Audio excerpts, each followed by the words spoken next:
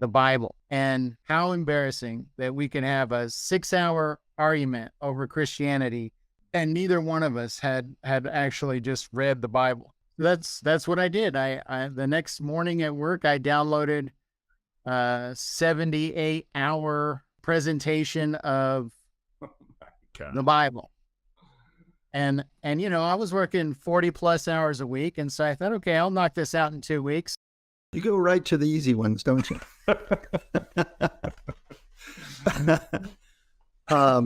Yeah, you do get that a lot.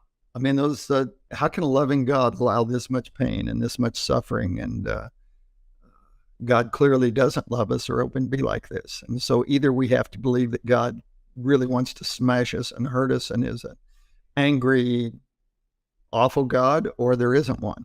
That you get that a lot in my line of work. My easy little quick answer that doesn't really answer it for anybody that's really searching, but I kind of use it sometimes as a line to lead into the conversation, is that God values love more than God values painlessness. I don't know how people do life without the Lord. I really don't, because the only way we do personally is we just lean into what he says, who he says he is, and what he says he'll do. When you are brokenhearted, you lean in it. He is there. He is near.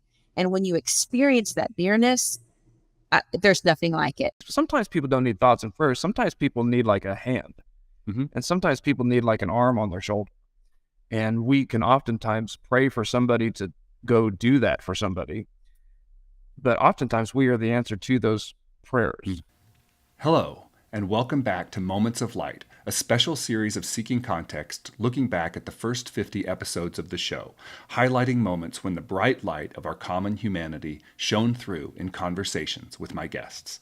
Today, we are going to hear from faith leaders in 4 Midwest communities about their often unexpected path to the ministry, how they counsel people through times of grief, and how they make sense of a world with this much suffering. And we will close today with a story from a Catholic parish in India in which faith leaders and the entire community go far beyond thoughts and prayers to comfort and care for those in need. We start today with Jake Shadle, who is my very first guest on episode 1 of Seeking Context. At the time, Jake was a pastor at the United Methodist Churches in Hoxie and Selden, Kansas. This episode was titled A Road Grader's Unexpected Path to Faith and Ministry and was recorded live on December 3rd, 2020. Certainly, we were introduced and exposed to the teachings of Christianity as children, and we were offered guidance every step of the way. But I would say a priority in my household growing up was that my parents always put a very high value on thinking and reasoning and learning. I mean, I think those were such highly held ideals in our household. I've spoken to my father years later about that, and I think that was a strategic move. I think that they planned it that way.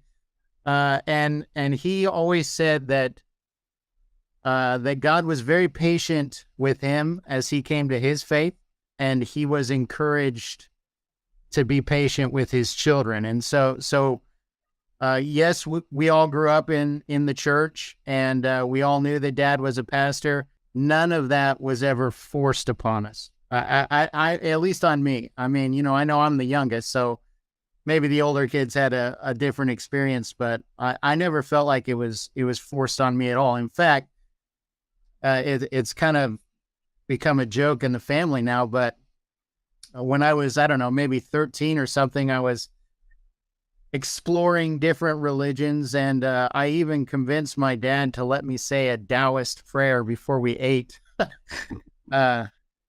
And he, he let me. When I think back, I don't know if I can have that much patience with my own kids, but my parents were always very patient and very, very supportive of us kids. Right. And so then you had this period where you're like, I'm not buying it. and you just kind of went out and lived a secular life with the rest of the world, right? Like, Yep. what were you doing at that time, and then what happened at the end of that period that started to shift your thinking? When I broke free from kind of a child's understanding of faith, I think it was really watching my brother go through so many hardships. My brother, he had a hard time when I was 14, 15 years old, and my brother and I have always been very, very close. Jeremy? Yeah, Jeremy. And so we kind of went through that together, and so some of the things that he was going through, and then I kind of vicariously was going through at the same time. Those were the complex issues that I didn't understand how faith of any kind could have an answer for that.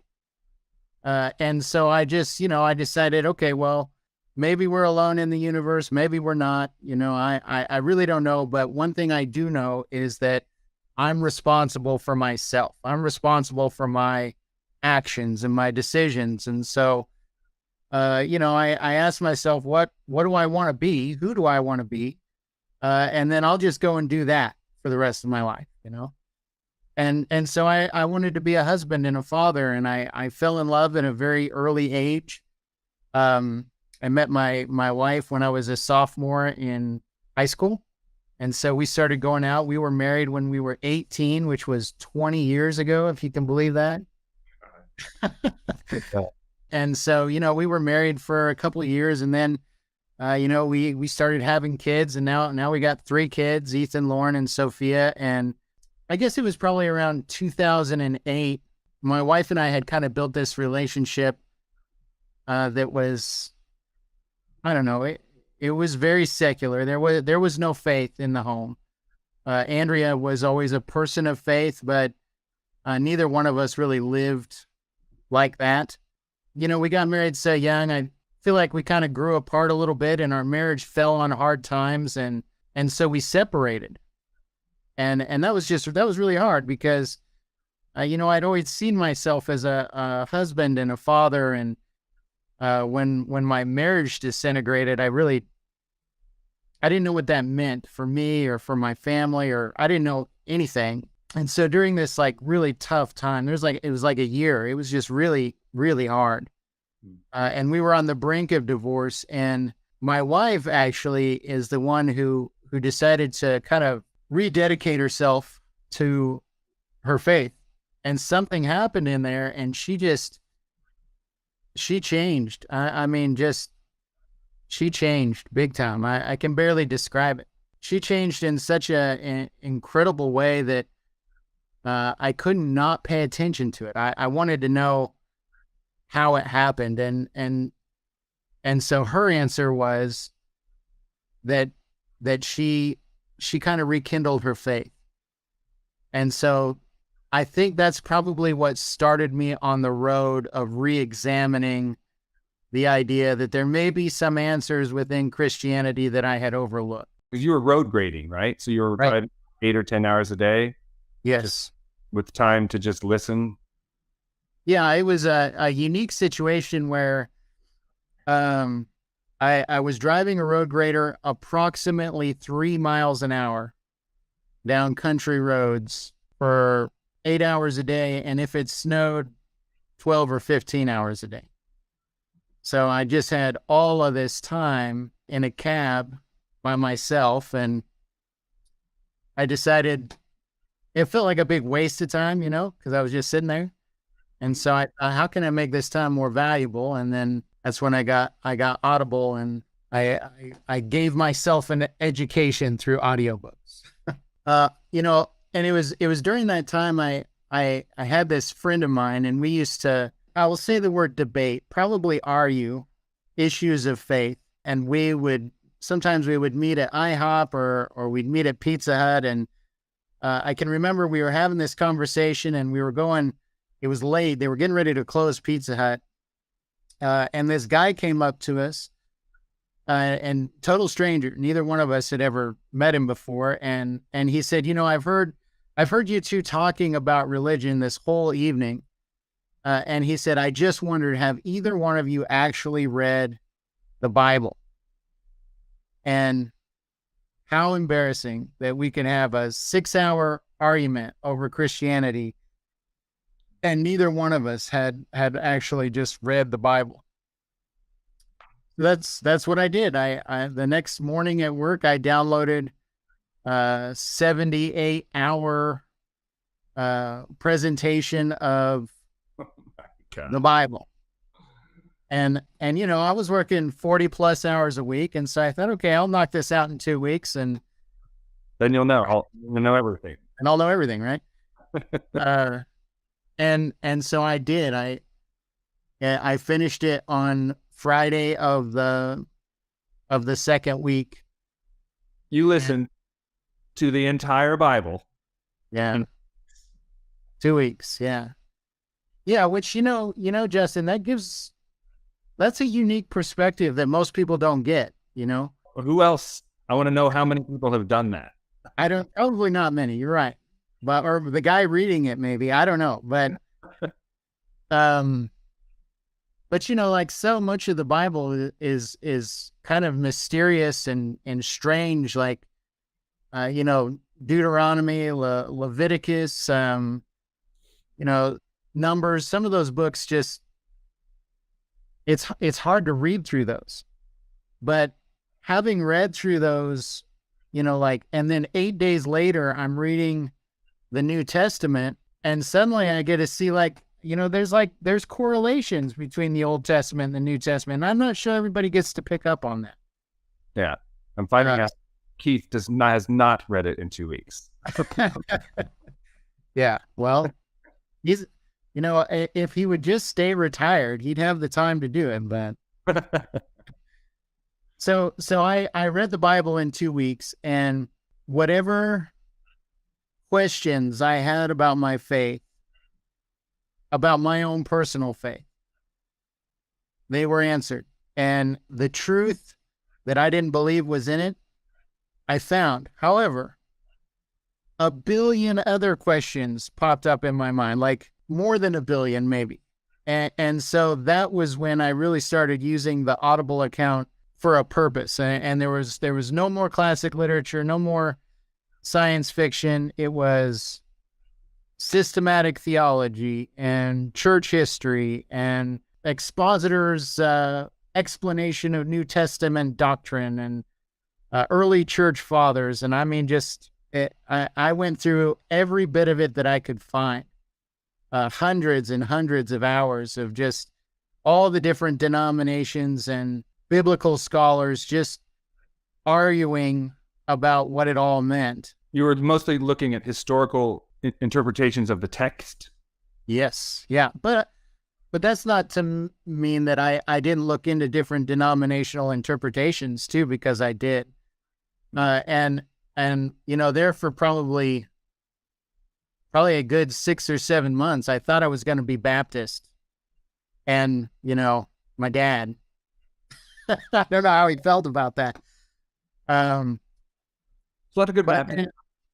What's that? Good Baptists out there. Yeah, there are. You're right. Yeah. So I think personally, some of the best sermons you're ever going to hear are Baptist sermons. They have such good sermons. Yeah. Ultimately, I unmoored myself from the Baptist position, and I finally had a name that I could call myself. I kind of fell under the Arminian theology, who I would say was probably, I think that John Wesley was one of the most articulate voices of Arminian theology. Mm-hmm. And so I told myself, this John Wesley guy, he's got his act together. What church did he start? Turns out he was the father of the Methodist Church, which is where I came from, which is, what my dad did. Right. And does. And so, yeah, it probably just looks from the outside, it probably just looks like I grew up in the Methodist Church, so I became a Methodist pastor. Right. And my dad definitely has had a great amount of influence on my faith and my understanding of church doctrine. But I can say that I came to the Methodist faith on my own terms. Jake talks about his father Keith's influence, and I'd now like to introduce Keith Shadle, who was my guest for episode 11 of Seeking Context. Keith at the time was the pastor of the United Methodist Church in Potwin, Kansas. Like his son, Keith's early adult life was mostly secular, and the beginning of his own faith walk was similar to Jake's Pizza Hut moment, but for Keith, it was the school bus moment. Well, if we rewind way back, what led young Keith Shadle to think, I should go to seminary, and then get seminary and decide this is what I want to do? I had kind of, if you're familiar with the story of the Apostle Paul and his conversion on the road to Damascus, he was a persecutor of Christians, and he was going to Damascus and was planning to seek out Christians there for the purpose of persecuting them. And on the way, he got zapped by God and was blinded for a while and went through a conversion experience. Mine was not as dramatic as his, but kind of. I really had no intention of being a pastor. I was involved in a great youth group in high school, had a terrific pastor, went to college, came up against some professors who were just pretty convinced that the claims of Christianity were fairy tales at best and ways to control and manipulate people, and had done a lot of evil at worst. And I bought those arguments and turned my back on Christianity and did lots of other things. But when Sharon and I got together, we had a family, and so we left the university setting, moved back to the farm, and I was teaching school. I was a high school teacher of social sciences. Where at? In Healy, Kansas. Okay. Which, by the way, still has a K-12 school. It's the smallest one in the state of Kansas now. But I was teaching and coaching and driving the school bus and refereeing and all those kinds of things, and sponsoring the youth group. Not because I was a committed Christian, but just because they needed somebody to do that, and I had a hard time saying no. But one night I was with my refereeing partner, and as we were talking to one another, he asked me the question, Shadle, did you ever think maybe the best thing in life had already happened to you? And, I'd been through a divorce. I'd had some real struggles in my life. They had kind of all smoothed out. Now I was doing okay professionally. I was getting along with my extended family. I had a great wife. I had a nice family. I thought probably the best things that I could ever accomplish on my own, I had accomplished. What I realized was that there was still a hole in my heart that wasn't filled. And I was out on the bus route one morning, and I prayed, Lord, I don't know if you can do a better job with my life than me. I don't even know if you're real, but if you can have my life. And I had an overwhelming experience, so much so that I parked the school bus, came home, sat down, talked to my wife about maybe going to seminary. And that same day, we made the decision that I would be pursuing the ministry, and the rest is history. Just a moment that day. A moment that It wasn't like a building. when I went to seminary, I hadn't read the Bible. I hadn't gone to Bible college. I had been a member of the United Methodist Church, but not active, or if I was a Christian, it was marginal at best. It wouldn't even fall into my current definition of being a Christian. So, it was a pretty dramatic, life-changing event. And Sharon was like, yeah, sounds good. Well, Sharon had a not as dramatic, but kind of a similar experience about a year before. So she had already committed her life to Christ, and I found myself for a year living with a strange religious woman.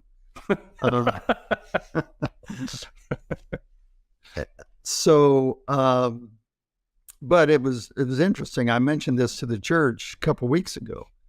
She had grown up in a home where they moved a lot. Her dad worked construction, and I don't know how many schools she went to as the new kid in the school. So her dream had always been to kind of settle down and have a place where you could have roots and raise the family. And we were in the process of living her dream. in Healy. In Healy, yeah. And when I came home and told her what had happened, she didn't hesitate. She said, if that's what you think God wants you to do, then that's what we'll do. And that's what we did. I was really concerned about my parents. They'd gone to a lot of trouble to help me get involved in the farm. They had a farm, and we were in a partnership. And I remember going out and thinking, boy, they did a lot to make room for me to come into this. And they're probably going to be irritated that now I want to leave. And I sat down and told them what had happened. And my mom said, Keith, you don't know how long I've been praying for this. Really? So I was, this is not story for everyone, but I had tremendous support from my parents and from my wife and from my community. And I had a lot of support that way. One of the most difficult tragedies that could befall a family happened to you. The Shadle family lost your grandson to suicide. So can you tell me about how your family weathered that, and it continues to weather that, and probably the community lifting you up in that time as well? Sure. When we have a big Christmas dinner and we have the family there, we have 30-some people between Sharon and I, our kids, our grandkids, and now some great-grandkids. So that's a pretty large group of people. And as you would expect, out of that many folks, not everybody weathered Colton's suicide the same way. For some, it's been almost a motivation to give up on life. Mm-hmm. That hasn't been the norm, I don't think. For the people that I would say are closest to it, there have been, for siblings, and it's really not fair for me to speak of Colton's siblings, but I'm going to a little bit anyway. They're used to me being unfair and thinking I know what everybody's thinking. So if you're out there listening, grandkids, forgive me. But I think, you don't go through a suicide without virtually everybody being associated with that person feeling some guilt, some responsibility. And certainly I think Colton's siblings have felt some of that, and in some cases, a lot of that. But I also think that it has encouraged them to take some steps and make some decisions so that the people around them don't experience the same kind of sense of pain and loss and sorrow that they experienced in the loss of their brother. Colton wasn't a perfect kid. And sometimes people struggled in their relationship with him. And so one of the things that some of the folks feel guilty about is kind of a feeling of relief that they don't have some of those conflicts anymore. And yet it's a real thing. I think for Colton's parents, and again, I'm speaking for them, I think it's been a time when they have been amazed at God's comfort, at the outreach of God's love through a supportive community, and how God has comforted them through the experience, and how it's helped them to be better parents for Colton's siblings, and how it has strengthened the marriage. That doesn't always happen. Very often, as a matter of fact, that'll split a marriage. But in the case of Colton's parents, it has strengthened both their marriage and the relationship with God. And you and I were having a conversation the other night where we talked about how I struggle sometimes with the doctrine of providence. What does God do to set things up, and how much is... I'm not really a Reformed theologian who thinks that God does everything, but God does some stuff. And you asked about the retirement. Well, the 1 year of active retirement or inactive retirement, depending on how you think of retirement, was the year that Colton took his life. So I was available to my family during that year. Interesting timing. Sharon had a vision in which she got an assurance that Colton understood that who he was materially wasn't who he was spiritually and in essence, and that he's okay. And she has shared that experience with a number of folks. And we think of that as, I mean, she didn't seek that. I'm a big believer that it's really spiritually dangerous to seek contact with those who've gone on. But I think that sometimes God grants those things to happen as a way of assuring us and comforting us. And I think that happened with Colton's grandma, and through her, then others. So, you know, for each of us, it's a little bit of a different story, but it's one of the things that happens in a broken world. And I believe that God has been faithful to walk through it with us and to lift us up and to hold us in the palm of his hand, as scripture talks about, and has given us some material to share with others to advance the cause of the kingdom of God. So has there been good that has come out of it? A lot of good. Thanks for asking.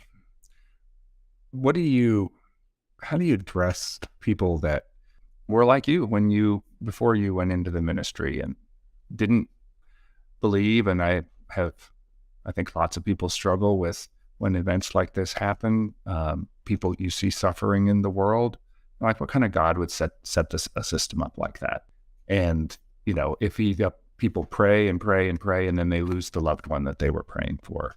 And so I just say, you know what, maybe he's real, maybe he's not, but he doesn't have any power. And he certainly hasn't helped me in my life. And he just killed a bunch of people in a tsunami if it was his will. How could I follow a idea like that? It's a tough question. And, I think sometimes in tragic times, tragic experiences, they turn left when your family, it seems like you continued to turn right. How does you go right to the easy ones, don't you?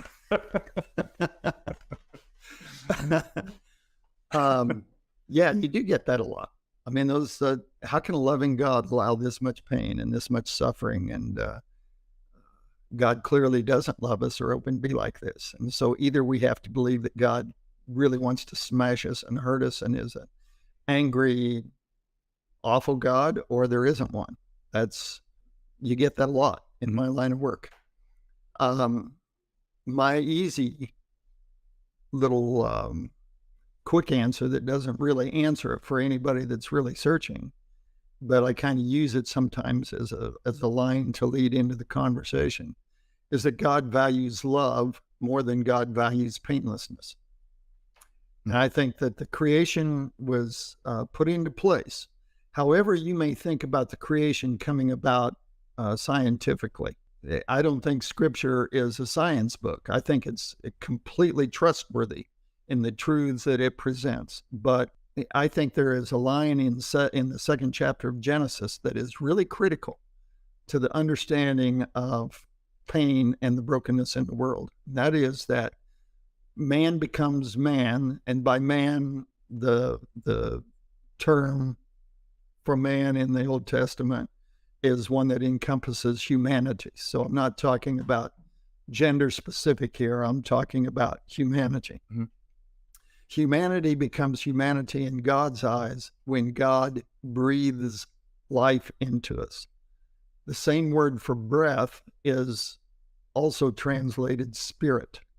That God gives us his spirit. I think that's what it is to be created in God's image for the purpose of fellowship with God. That's why we are created, to be in fellowship with God. And because of humanity's insistence on trusting itself as opposed to trusting God, that fellowship is broken. Okay? And so that spirit is gone. Now, does that bring about all of disease? Does that make tsunamis? Does that kill babies? Does that do all of that? Well, in and of itself, it doesn't. But what it does create is a separation between us and God so that we're not immediately aware of God's love and compassion and control. And the plan for the way things to be is thrown off. It's all messed up. in the Apostle Paul in the New Testament says that every single thing is stained with this burden of separation that the word the scripture uses is sin. Okay. And in Isaiah, it tells us what it is that Jesus takes care of on the cross that we have to look forward to when we're restored, in this case, on the other side of death, eventually, a new heaven and a new earth that won't be here, and there won't be grief, and there won't be sorrow, and there won't be disease, and there won't be all of these things that we're talking about. But in the meantime, we live in a broken world, and what God promises is not to spare us from the brokenness, but to accompany us and comfort us through it.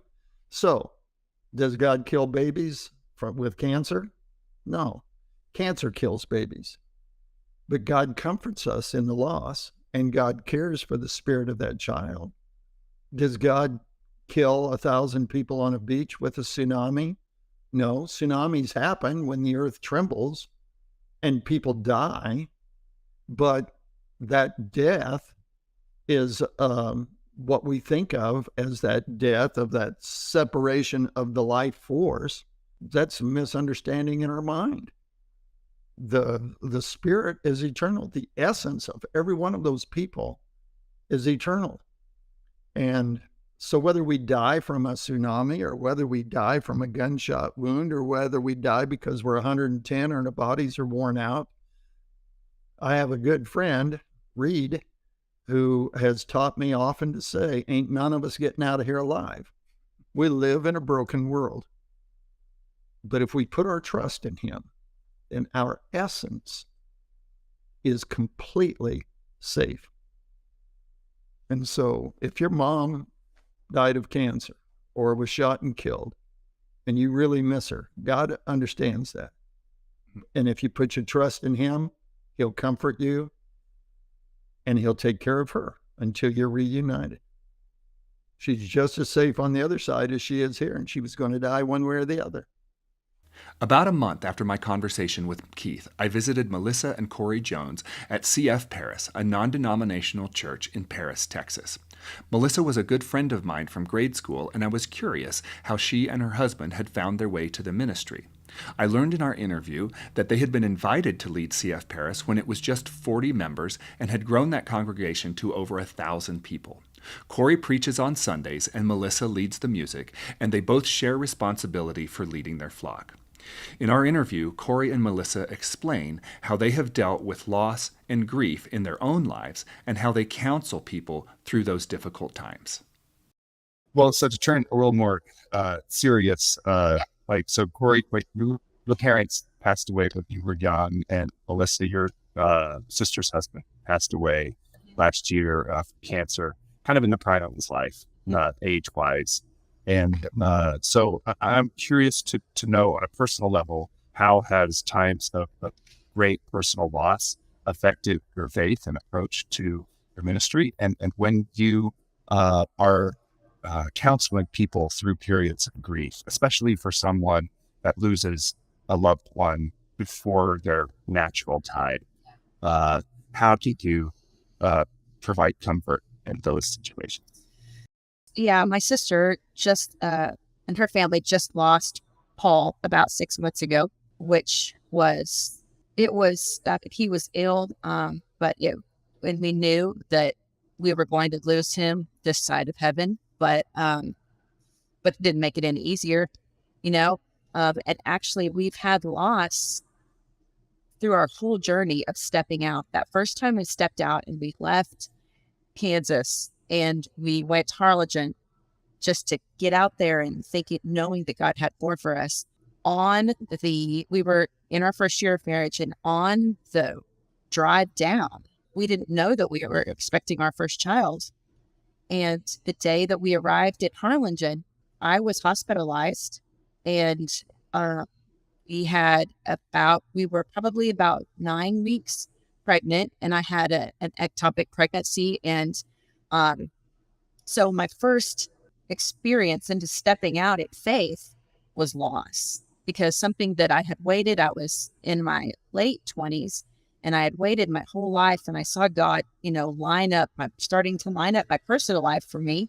And then I was like, and now we step out faith for something that we're trying to believe in, and then we lose our faith. I was like, what? So that was my first, and being on the border of Mexico, away from everything that I knew, it was a lot. And in those times, and every time since, when I'll let you speak on your experience with your mom and dad, but, and then God bringing beauty from ashes and turning things into good, the things that happened, that we had 3 beautiful children after we were told that because of the surgery that we performed on you, Melissa, you guys probably may not have children. You might have a really hard time. And that we had 3 beautiful children, perfect.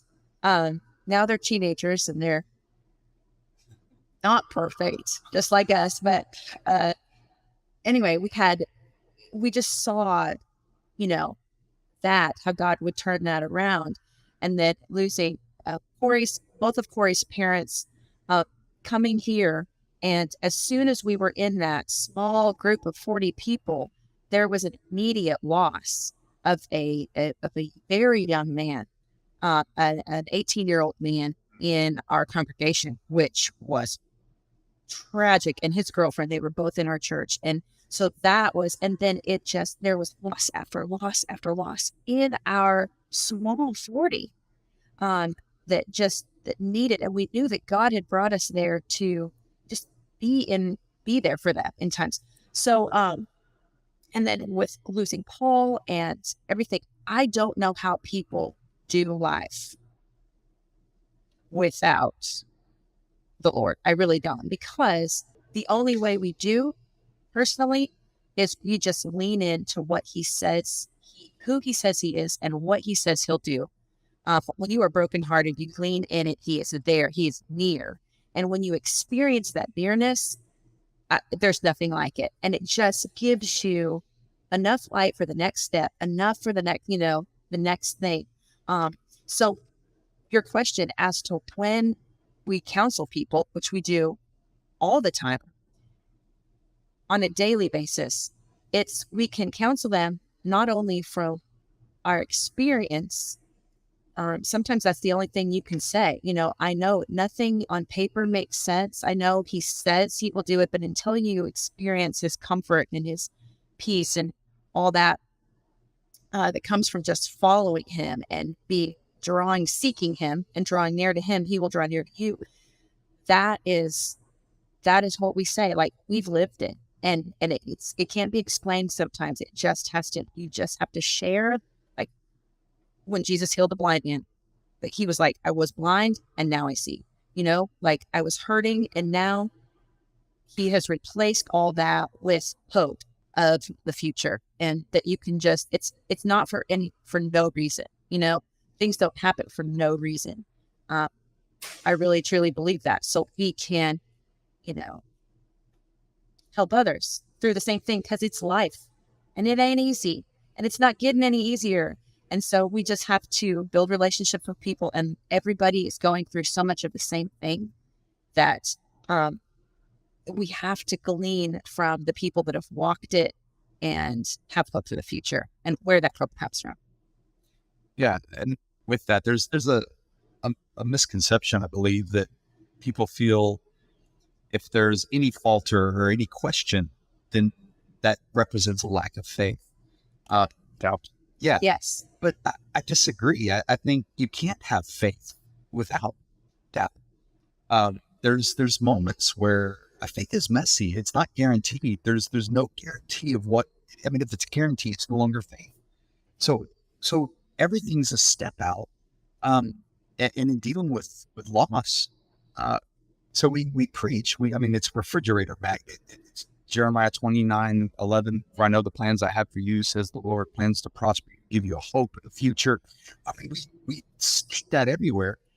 And yet what we see in life are snippets, just these little ones. Whereas what we read, what we believe is that God has a future and a plan, but that plan is all of time. And so when I see this little snippet, I don't understand how it works out in the element of time. And so as humans, as we face these moments, these little snippets of eternity, we sit there and we question, God, I'd love to see how this plays out. I think that's just as much faith. I losing my mom and dad, losing our child, and there's moments where I screamed, yelled at God. I mean, I would walk straight out. I mean, him and I had some tough moments. I don't think he's encumbered because I one day decided to yell at him. He's God. He's bigger than that. He's not. I'm not. When I sit there and doubt him, that doesn't limit him. He's sitting there going, "Have to trust me." And so I'm going to work through these moments where I'm screaming and I'm yelling, but at the same time, I'm learning and I'm growing. So as people experience life, whatever fashion hits them, and I hate to sound cliche, trust God. But it really does come down to, look, I don't know. I can't explain. And any attempt on my part to try and explain this to you, that would just belittle who God really is. I mean, because I don't know in this situation what it was, why it was. I don't know. But I'm going to trust God, and I'm going to walk with you through it. I'm going to comfort you through it. I can't give you the right answers, but I can stand with you. And for me, that's what got me through those moments as well. It was the people that were willing to stand with me and walk me through it. And now on the other side of it, I can look back and say, I see God, even in my pain, even in that storm, even in that hurt. I see what God took for what was meant to hurt me. God has now used that to benefit for good. The statement that Melissa said in that interview, which really struck me, was, "I don't know how people do life without the Lord," and her genuine belief that she feels a real nearness and closeness to God in times of grief and loss. It made me think back to my interview with Leanne Adams when she talked about the Jewish ritual around death and how other people visiting your home really propped her up at the time that she lost her father. In my next interview with Kyle Bloom, pastor of the Gateway Fellowship here in Oakley, Kansas, Kyle talks about how faith is important, but so is the support and friendship of others in times of loss and need. Well, on the loss side of it, you suffered a pretty big loss with your father and grandfather about 5 years ago, 7 years ago now. Yeah. Both of them, certainly Jimmy, I remember him when I was a kid. Oh, yeah. Very pillar of this community. Oh, wonderful man. I'm curious if you can talk about their influence on your values and maybe other people that have influenced your approach to, being an entrepreneur and being a person that tries to lead people to faith. Yeah, well, I am blessed in the fact that I grew up with wonderful men in my life, wonderful men that can encourage you when you need encouraged and slap you on the side of the head when you need slapped on the side of the head. And not everybody has that. Mm-hmm. And I grew up with such a wonderful and healthy environment of being able to see how men are supposed to be men. Mm-hmm. And my grandfather and my father were just wonderful, wonderful men. And they just kind of showed me the path. And again, the beauty of them is that they were what I needed them to be. When I needed someone to give me a helping hand, mm-hmm. that's where they were.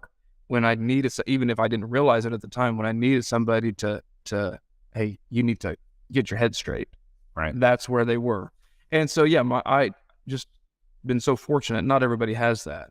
And just so fortunate to have those men in my life. And everybody knows, if you grew up here, like I say, you knew my grandfather. Yeah, I mean, just a wonderful guy, loved by, I'm sure not loved by everyone, but loved by most, certainly. And my dad just followed in his footsteps. And my dad was a wonderful, wonderful man. And we lost them both within a few months, of each other. So, and I guess any thoughts on how you got through that?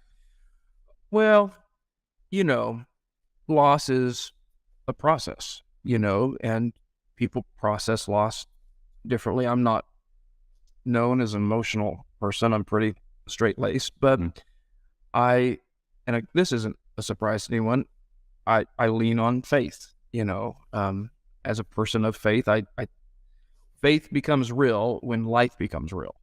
When life is just great and life is just no problems, then you don't need faith that much, because I'm just leaning on myself. I've got money in the bank, everything's great.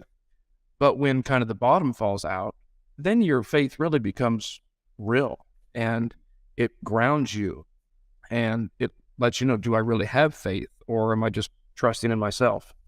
And, so it was an opportunity to lean on that, because I've lived a fairly charmed life. Things have gone well. But in those seasons when it hasn't gone well, I learned for myself, is my faith grounded in something bigger than me? And so grateful that it was. Yeah.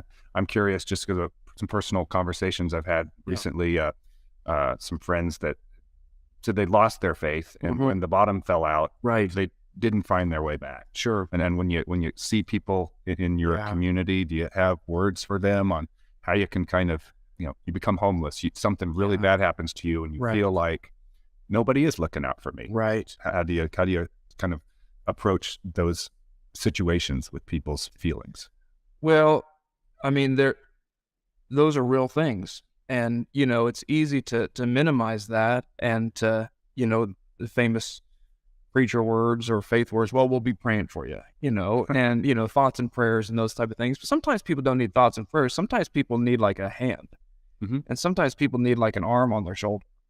And we can oftentimes pray for somebody to go do that for somebody. But oftentimes we are the answer to those prayers. And so, when people lose faith, it can be for a variety of things. And I haven't talked to everybody, clearly, but oftentimes when people lose faith, what we discover is that the faith that they lost wasn't the faith that Jesus presented originally. Like they lost something that is not something to ground it on anyway. And so when we ground our faith on who Jesus really is and the message that Jesus really presented, it does sustain you. And Jesus promised that, well, in this world, you're going to have problems. I mean, that's a promise. In this world, you have problems, but you can be of good cheer, not because everything's great, but because in the end, that he's overcome the world, that he's in the end going to win. And so having that as my anchor, knowing that I don't have to be afraid even when there's things to be afraid of, that I can anchor myself in who Jesus is and what he's done in my life, that I have the struggles and I have the problems, but it doesn't have to overwhelm me. And so I just try to encourage people in that way. But life is real, and life has ups and downs, as we all know. I'd like to close today with a story from India. Joseph Lewis, a factory owner in the southern Indian state of Kerala, was my guest for episode 8 of Seeking Context, recorded on February 20th, 2021. In our conversation, Joseph explained what community life is like for his family and other Catholics in a country with just 3% Christian population. In this moment of light, Joseph shares a story about how his parish ensures that no person in their community is ever left homeless or hungry, and how they support those in need with more than thoughts and prayers. Right. So it's like this tradition of like charity towards supporting people that are, in financial straits. Is that just part of the Catholic community, or do the Hindu and Muslim or non-faith-based Indians also support that sort of thing in Kerala? Everybody has their own system of supporting people in need. But I would say that, in our parish, if you consider, there are no people who needs a house. Everybody has a home. Everybody has a house. I mean, if there was one person who didn't have, then the parish would, build it for them.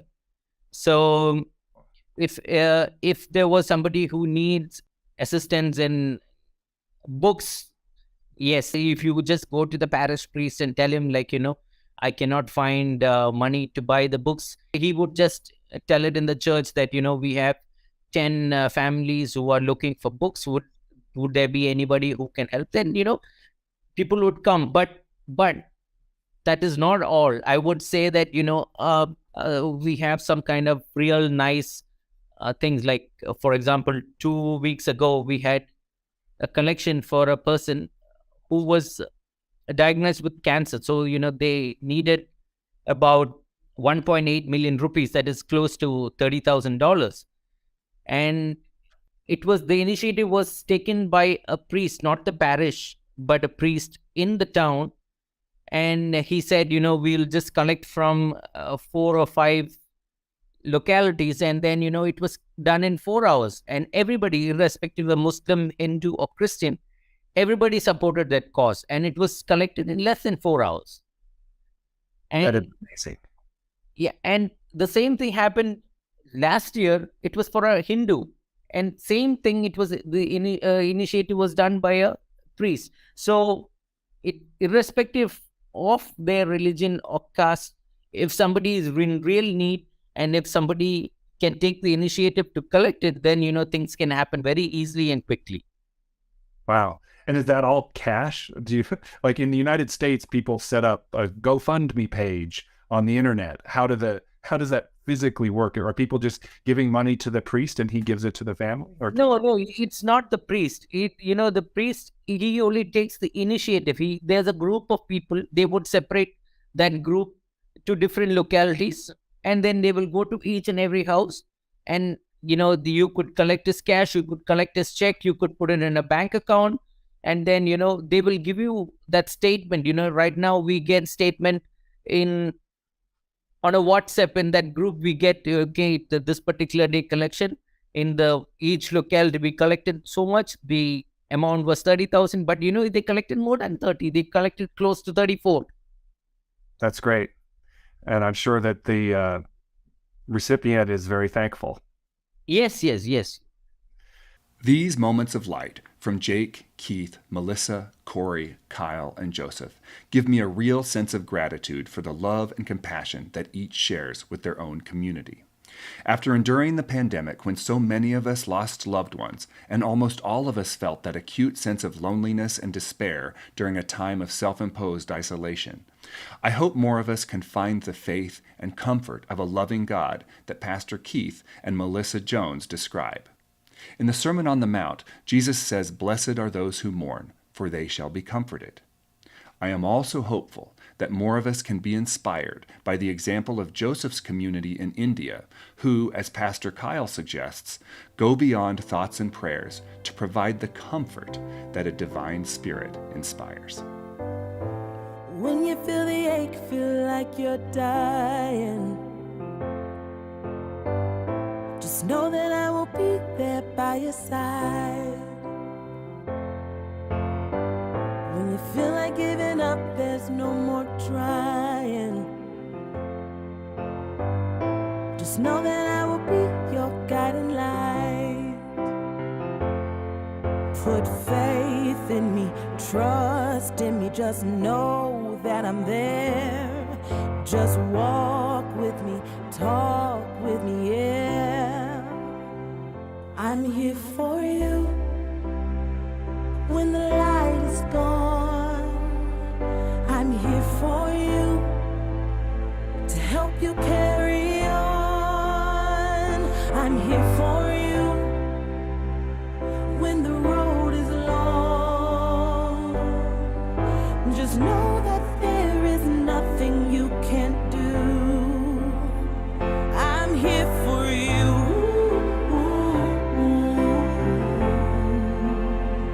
I'm here for you.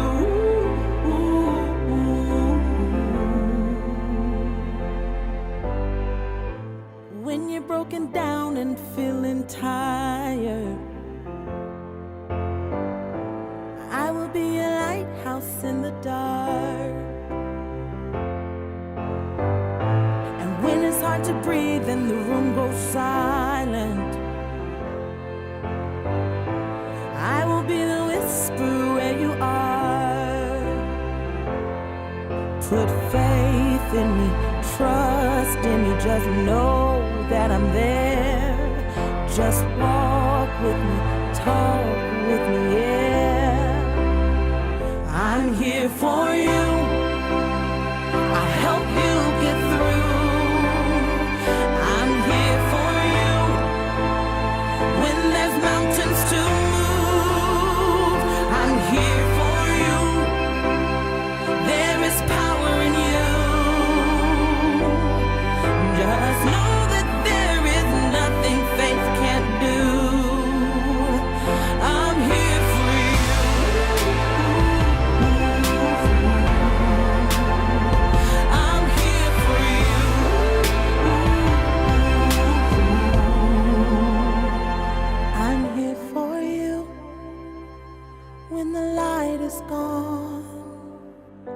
I'm here for you to help you carry on.